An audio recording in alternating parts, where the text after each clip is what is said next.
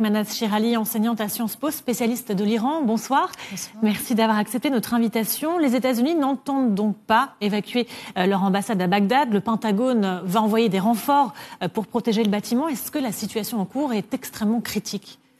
C'est un nouvel épisode de tension entre l'Iran et les États-Unis qui se passe actuellement en Irak. Oui, la situation est catastrophique, je trouve. La situation est dangereuse. À tout moment, ça peut basculer vers une guerre. Et comment est-ce que les prochaines heures vont-elles se dérouler ? Comment est-ce que vous voyez les choses ? Personne ne peut vous répondre. Il faut attendre pour voir comment les choses vont se passer. Mais en tout cas, je pense que les Iraniens sont en train de... Les dirigeants de la République islamique, pas les Iraniens évidemment, les dirigeants, je fais la différence entre les Iraniens et les dirigeants de la République islamique, parce que les Iraniens ne considèrent pas leurs dirigeants comme des Iraniens. Alors donc, je pense que les dirigeants de la République islamique sont en train de jouer avec le feu. C'est le début, selon vous, d'un affrontement qui pourrait durer entre les Américains et les forces pro-iraniennes en Irak ? Ce n'est pas le début. Ça fait longtemps que, en fait, ce type d'affrontement ont commencé déjà dans la région. Mais indépendamment de mes sentiments personnels envers des dirigeants de la République islamique, je pense que vraiment ils sont en train de mener une diplomatie complètement désespérée.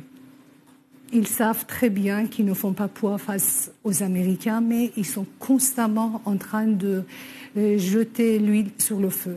Et j'estime que c'est une diplomatie désespérée qu'ils sont en train de faire. Ils savent pertinemment qu'ils ne peuvent pas compter uniquement sur les Russes et sur les Chinois pour lutter contre les Américains. Ils ont vu à quel point l'Union européenne était incapable de les soutenir. Et là, maintenant, ils sont vraiment tombés dans la logique de désespoir, une logique, je pourrais qualifier de suicidaire, parce que l'Iran ne peut pas, la République islamique, je répète encore, je fais la différence entre l'Iran et la République islamique ne peut pas entrer en guerre contre les Américains, c'est évident. L'affrontement, évidemment, entre les États-Unis et l'Iran n'est pas nouveau, mais là, est-ce que vous n'avez pas le sentiment que la situation qui est en cours à l'ambassade américaine de Bagdad, est-ce que vous n'avez pas le sentiment qu'elle a atteint un seuil qui n'avait pas été franchi jusque-là ? Vous avez parfaitement raison, parce qu'il y a un mort du côté des Américains, ce qui est très important. Jusqu'à là, Donald Trump avait désigné une ligne rouge en disant que tant que nos soldats n'ont pas été touchés, on ne va pas réagir. Et là, maintenant, il y a une mort du côté des Américains, et ce qui change complètement la donne. Et on peut attendre des escalades des violences et de représailles dans la région. Alors, depuis des mois, les dirigeants irakiens appellent leurs deux alliés américains et iraniens à ne pas transformer le pays en champ de bataille. Qu'est-ce qui se joue en Irak en ce moment, ces dernières semaines, ces derniers mois ? Qu'est-ce qui se joue pour ces deux ennemis jurés ? Qu'est-ce qui se joue en Irak ? C'est que ça fait quelques mois, les Irakiens ne veulent plus de l'ingérence de la République islamique dans les affaires internes de leur pays. Ils l'ont dit, ils l'ont crié dans les rues, dans toutes les rues irakiennes. Ils ne veulent plus de la République islamique. Aujourd'hui, les manifestants qui ont crié dans les rues à bas les États-Unis, ce ne sont pas les mêmes.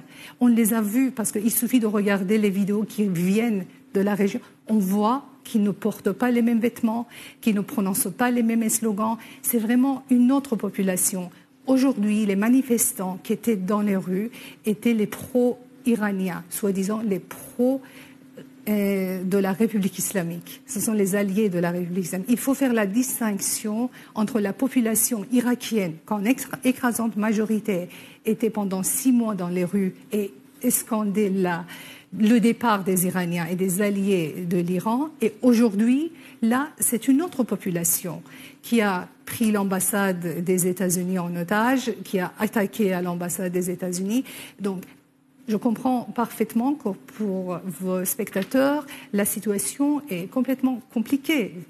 On n'est pas du tout sur les terrains simples à expliquer. C'est vrai qu'il y a des différentes forces à l'intérieur de ces régions qui sont en train de lutter les unes contre les autres.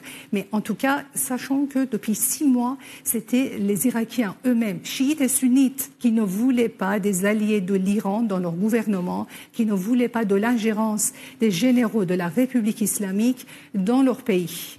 Aujourd'hui, c'est autre chose. Aujourd'hui, ce sont les mercenaires de la République islamique qui ont attaqué l'ambassade des États-Unis.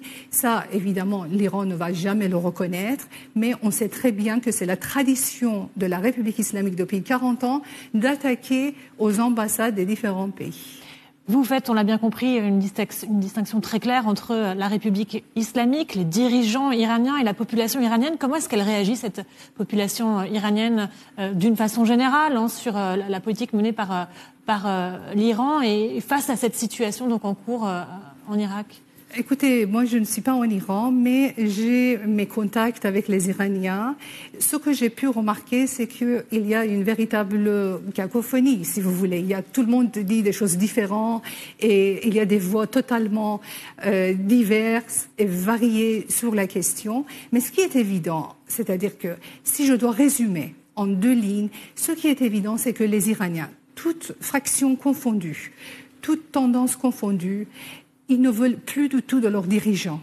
Et c'est en cela que la voix des Iraniens rejoint la voix des Irakiens et des Libanais. C'est-à-dire, dans la région, on voit que les pays, l'Irak, le Liban et l'Iran, dans ces 3 pays, les gens ne veulent plus du tout des ayatollahs. Et donc, c'est la fin des ayatollahs. Les gens, ils ont perdu complètement leur assise populaire. Les gens ne veulent pas d'eux.